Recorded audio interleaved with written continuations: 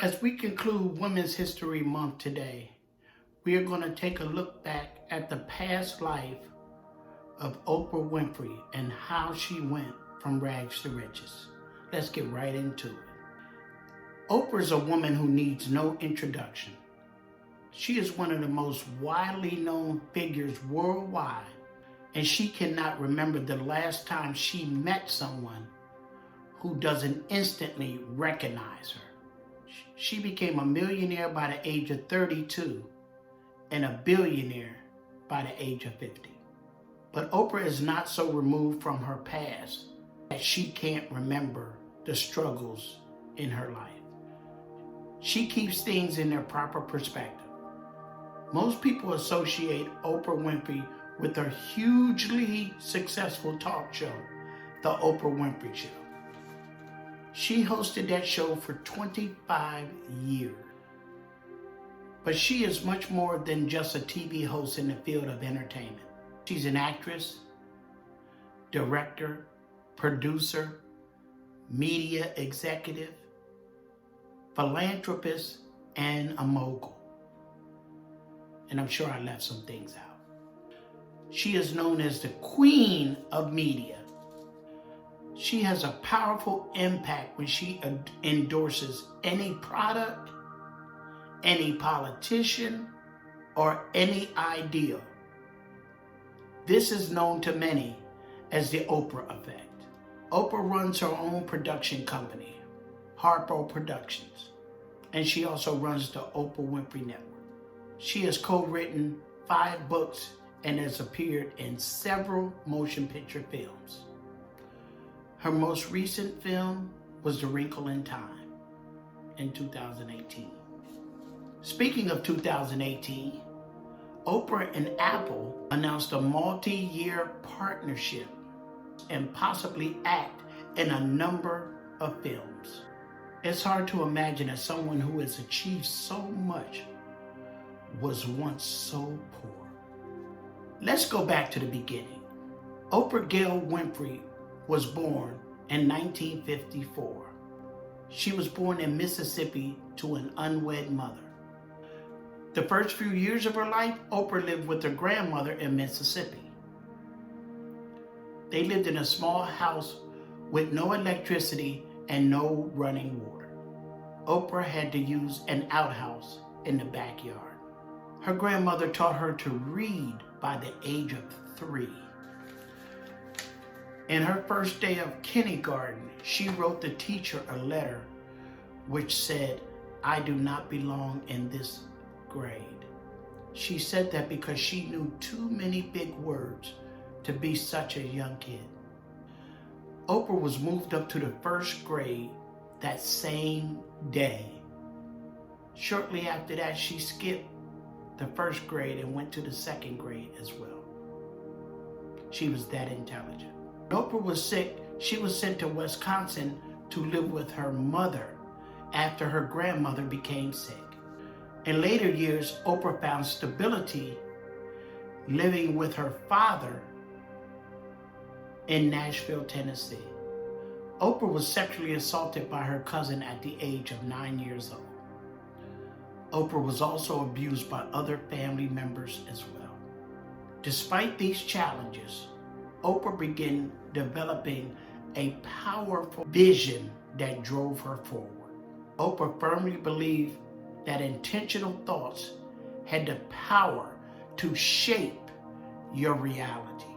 She envisioned herself being successful and put those thoughts out into the universe, she would be able to achieve her goal. Oprah had many challenges early in her career.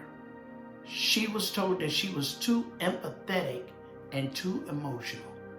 What others saw in Oprah as a weakness, Oprah saw as a strength. Oprah proved her doubters wrong by turning a small town talk show into a national sensation. This was only after overcoming several struggles in her professional career. In her personal life, Oprah had several thoughts of suicide due to her previous trauma as a kid. Oprah became pregnant at 14 years old. This pregnancy was due from a sexual assault. In the words of her father, he said he would rather have a dead daughter than a daughter that shamed his family by having a baby at 14. Oprah thought of him saying this over and over in her head.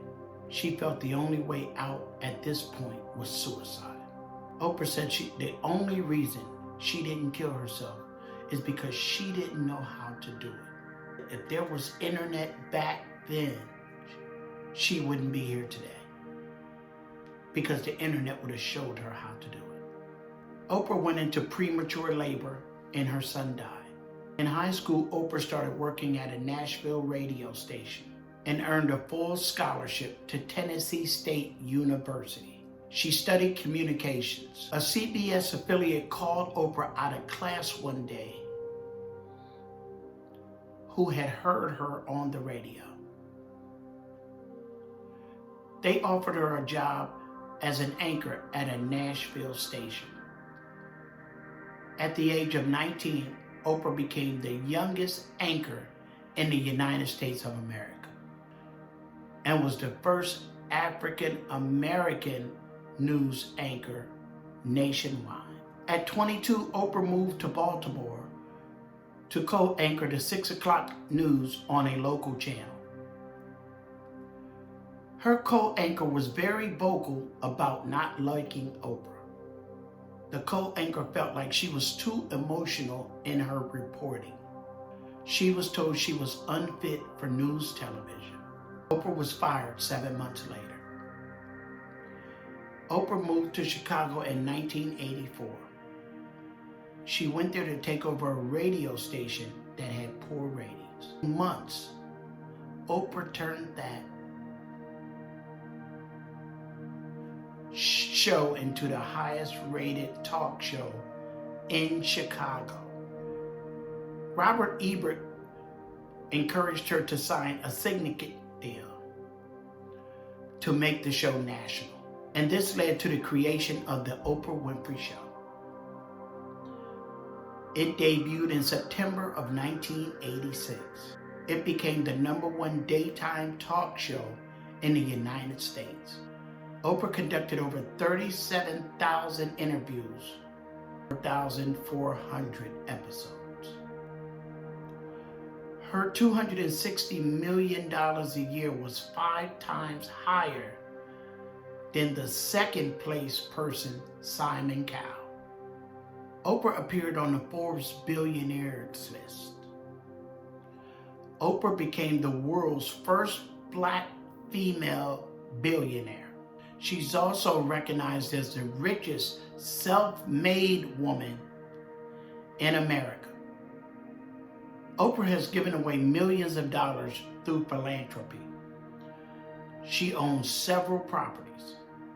She travels in a private jet, but buys things for people all the time. She even left her dogs $30 million in the event that something happens to her. Oprah has encouraged people all over the world that anything's possible.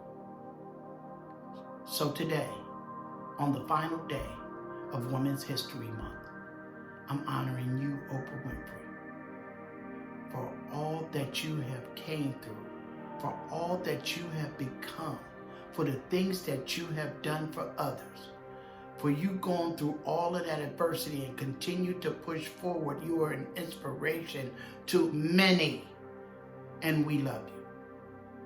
If you like anything I said on this channel today, hit the like button, subscribe, leave a comment, and have yourself a blessed and prosperous Sunday.